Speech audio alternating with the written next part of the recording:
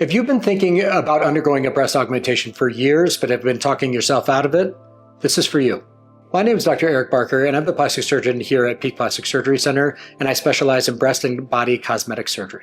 The most important aspect of breast augmentation is ensuring that we pick the appropriate size, shape, and contour of a breast implant for each individual patient. In order to ensure that we pick the right implant for each individual patient, I will sit down with you during your consultation process to ensure I understand what are your goals. Not only size of breast, but it's also shape, position, contour. After we go over all of your individual goals that you're hoping to achieve at the end, this is when we start talking more about the implant size, shape, position of the implant placement, meaning above, below the muscle. And then after the consultation, I will have you send in a inspiration picture to ensure what we talked about during the consultation also matches the visual representation that you're hoping to achieve. When deciding a breast augmentation, there are multiple modalities of implants and other procedures that can give you the results you're hoping to achieve. So when we're talking about silicone versus saline versus fat transfer, how do we know which one is correct for each patient? Well, that means that I have to sit down and I have to understand each one of your goals. So I will go over what are pros, cons of each, what are the expectations of each, and what are realistic end results for each individual option that I will offer to you so that you get to make this decision comfortably and in the most educated manner possible. So many patients are asked with a breast augmentation, will my results look natural? This is very, very common that people think that if you're getting a breast augmentation, you will end up with a very voluptuous, large, chesty appearance. This is not always the case. So when we're talking with patients and I give a custom recommendation to each, I want to understand, do you want to look more natural? Do you want to look more augmented? Do you want the upper poles of your breast to be more rounded? Do you want a more teardrop breast shape? This is all done by surgical technique and the correct implant that we place. So we will go over all of these expectations, all of these goals to ensure that we offer the right surgery for you with the right implant and or fat transfer procedure. When choosing a breast augmentation plane, meaning over the muscle or under the muscle, it is very important to understand the pros and the cons for each. So when I talk to patients, it really depends on their physical exam findings, the density of their breast tissue, the location of the majority of their breast tissue, and what they're hoping to achieve for results in terms of appearance. All of these come into play when picking a plane for the implant to be placed, whether above or below the muscle. So I'll sit down with you during your consultation process and go over each individualized option with you to see which is best for each patient. When undergoing a breast augmentation, there are multiple incisions that can be made to place the implant. If it is just a standard breast augmentation, you can have it around the areola nipple complex, within the armpit, or underneath the breast. I prefer the inframammary fold incision, which is underneath the breast. It is about 3 centimeters in length. It is very discreet. It is very thin, but it gives me the best visualization of the dissected field so that the results are consistent and I'm able to achieve the optimal results for each one of my patients.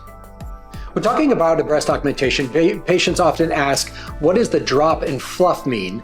And in terms of results, why do my breasts look so strange for the first month, but look great by month 3?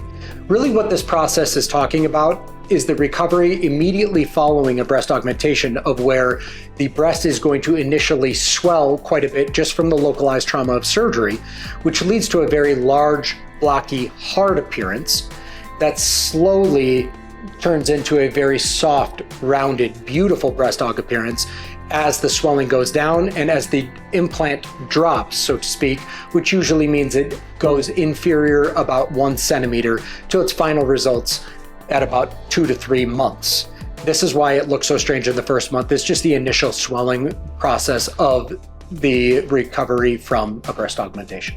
So recovery after a breast augmentation has really changed over the last even 10 years. So the recovery process after a breast augmentation in the old school ways was typically very light work, very minimal movement for even months. At this point, I like to get my patients moving along a little bit quicker. So the recovery process after a breast augmentation is typically about 6 weeks in total, but I'm gonna get you back to movement and activity a little bit quicker than you will think. And also the discomfort following a breast augmentation has been significantly decreased because I used medications where I actually block pain receptors within the ribs and the medial aspect of the breasts so that your recovery is as quick and as easy as possible. And returning to work depends on what you do for work, but if you have a non-stressful or high lifting need job, you can typically return to work anywhere from 3 to 7 days. And you can return to full lifting after about 6 weeks. You will return to higher activity levels starting at about weeks 3 to 4. So when choosing to undergo a breast augmentation, a very important question is to understand, will it affect breastfeeding capabilities? And will it affect undergoing mammogram or mammogram results in the future? Now, any breast procedure does carry a risk of affecting the ability to breastfeed. However, with the techniques that I use for my breast augmentations, we have not seen this with any of my patients. As far as breast imaging, specifically mammograms, a breast augmentation should not affect the efficacy of all the mammograms in terms of specificity and sensitivity. So you need to understand prior to undergoing a breast augmentation that the implants placed are not permanent. What I always tell my patients is you need to expect every 10 to 15 years to have your implants either changed out with a breast lift, removed, and kept out. But you need to understand that this is an ongoing process because the implants are not permanent. So many patients, when they come to see me for their initial consultation, are worried that they're not going to be able to undergo a breast augmentation because they have too much breast ptosis or sagging.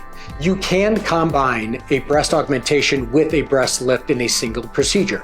This is to address not only size and shape of the breast, also to address the position of the breast tissue, specifically the nipple areolar complex of where it's resting on the breast mound. So it is absolutely a possibility to undergo a combination breast augmentation with mastopexy or breast lift. So after hearing all this information about breast augmentation surgery, if you feel as though it's something you would like to explore further, please feel free to reach out. We'd be more than happy to sit down with you and discuss your goals, and so that you can feel empowered educationally wise, as well as get your questions answered so that you get to make this decision with as much confidence as you can.